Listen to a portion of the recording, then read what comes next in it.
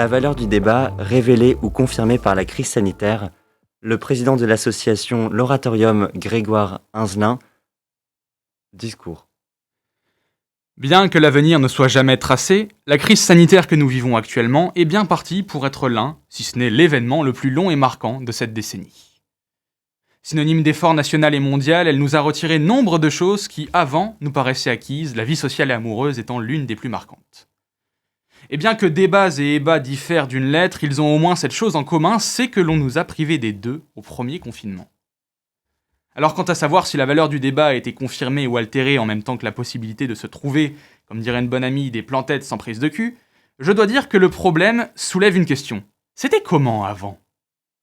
En s'y penchant, mais pas trop, on découvre que dans la société d'avant crise sanitaire, la valeur du débat était déjà, si ce n'est toujours, affirmée. Que cela soit sur les plateaux des grandes chaînes d'infos, où l'on voit toute la journée une importante quantité de débats entrecoupés de fines tranches d'informations. Dans la vie politique, où le débat est maître mot, et ce encore plus en période électorale, pour enfin arriver à ces lieux de vie, où le débat a souvent une place importante. Les pots et restaurants avec les copains, les fameux repas de famille du dimanche où Pépé et Tonton vont parler frontières et immigration. Avant que le pangolin ne débarque sans prévenir pour entamer une tournée planétaire, le débat en société était déjà omniprésent. Sa valeur ne faisait pas l'ombre d'un doute, même pour les antivax. On vous fait des bisous, mais il y a le Covid, donc pas trop près.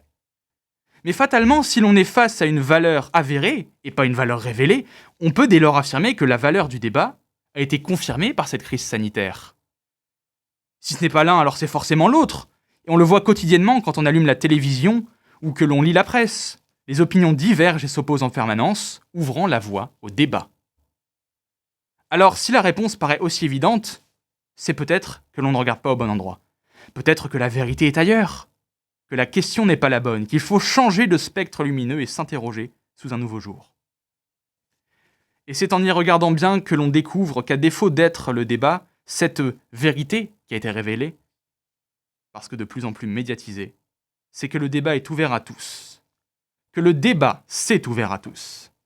Tous ces professeurs d'école, ces universitaires, docteurs, médecins, urgentistes, restaurateurs, étudiants, pour ne citer qu'eux. Tant de citoyens dits lambda que l'on n'aurait pas pensé à écouter car pas habitués au plateau télévisé, ont désormais pris part au débat et leur voix résonne, pour qu'à leur tour, ils puissent se prononcer sur des sujets qui les concernent. Les professionnels de santé ont été entendus sur toutes les chaînes d'infos quant à la viabilité et la nécessité de la vaccination obligatoire. Les restaurateurs ont pu clamer leur désarroi face aux mesures gouvernementales ou affirmer leur compréhension et la nécessité de celles-ci. Les étudiants, enfin, qui certains ont appelé les grands oubliés du premier confinement, ont été entendus, eux, et leurs revendications. Ainsi, la véritable révélation de la crise sanitaire, c'est que l'on a donné la parole à encore plus de gens. À des gens qui ne l'avaient pas auparavant, du moins pas publiquement. Et qu'ainsi, ils ont pu être inclus, et pas exclus, du débat.